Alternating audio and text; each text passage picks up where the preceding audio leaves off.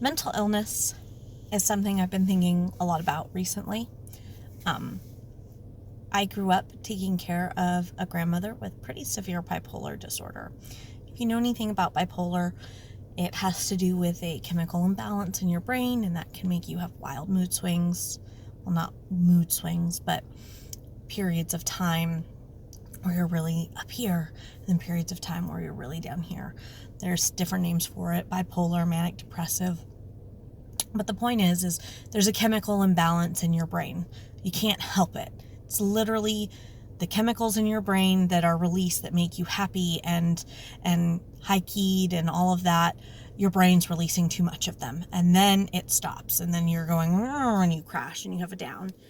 And I know that that's a thing, but I also went to a church for a very long time where we were told very explicitly that mental illness isn't real and they just need Jesus. In particular, when it comes to things like depression and anxiety.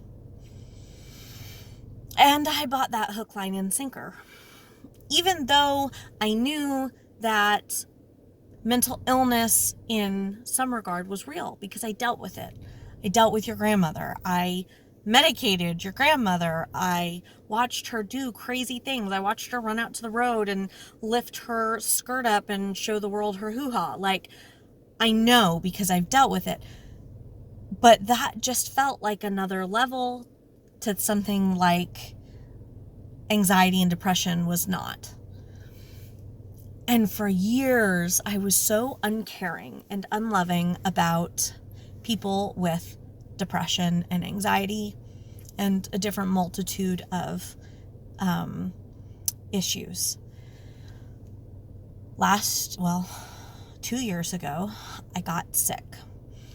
And what I got sick with was my thyroid basically crapped out. And your thyroid is responsible for all kinds of chemicals in your body, from your metabolism to your mood. It's amazing the things that this little teeny gland, butterfly-shaped gland right here, controls in your body. And it basically just stopped working. And I was finding myself having just the and I'll never forget the day that I was in the grocery store walking along doing my thing, and all of a sudden I just felt like the world was pulled out from under my feet and I was falling down a hole and just wanted to sit and cry and sob, ugly cry. Oh my gosh, what is this?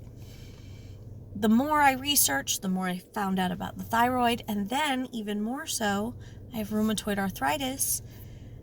People with rheumatoid arthritis have these higher chemicals in their blood that people with depression, chronic depression and anxiety have in their blood. And they don't know whether it's an egg chicken thing.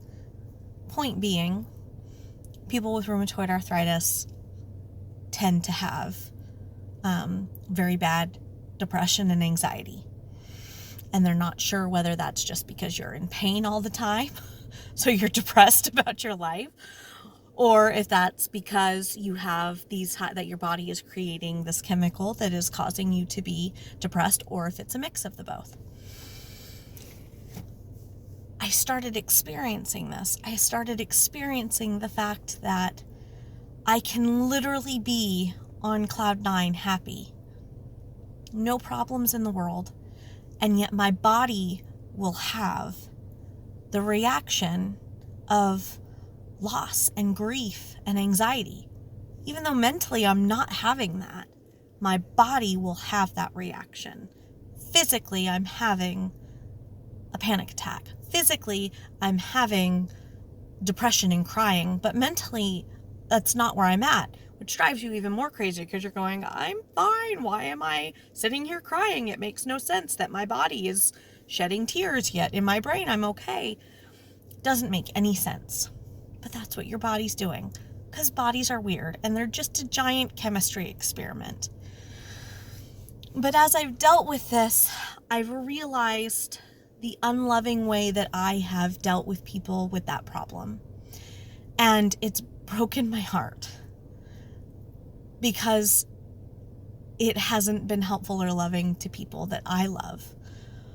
People that maybe have walked away from the church because the church's policy, not all churches, but some churches' policy is, well, you just need Jesus. Let me tell you the problems with that.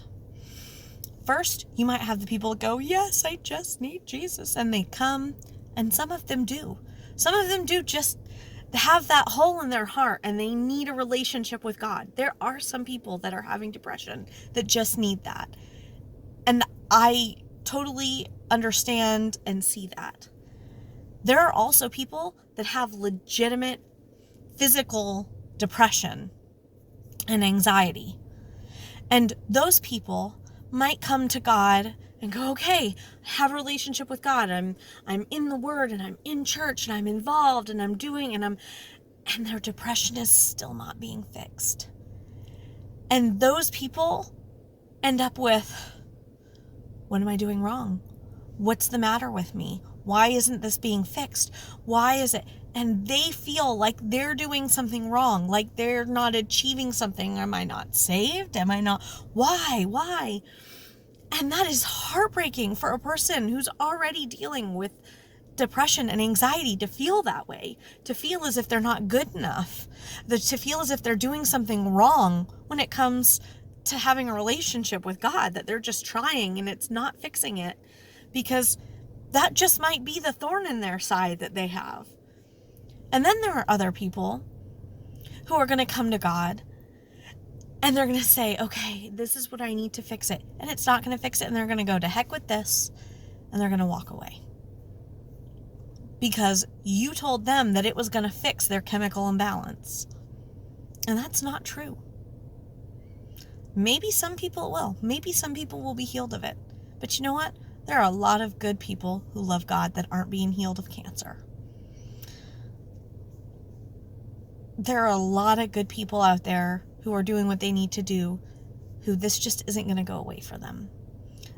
They're not going to not be blind. They're not going to not have Down syndrome. They're not going to not have whatever their problem is, because that's just the thing that they have.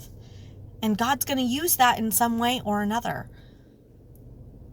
And it's important to remember that, and not to penalize people, not to make people feel less than because they have a mental illness. And it is a mental illness. It's not going to go away. Just the same way that people have a vitamin deficiency and they have to take an iron supplement.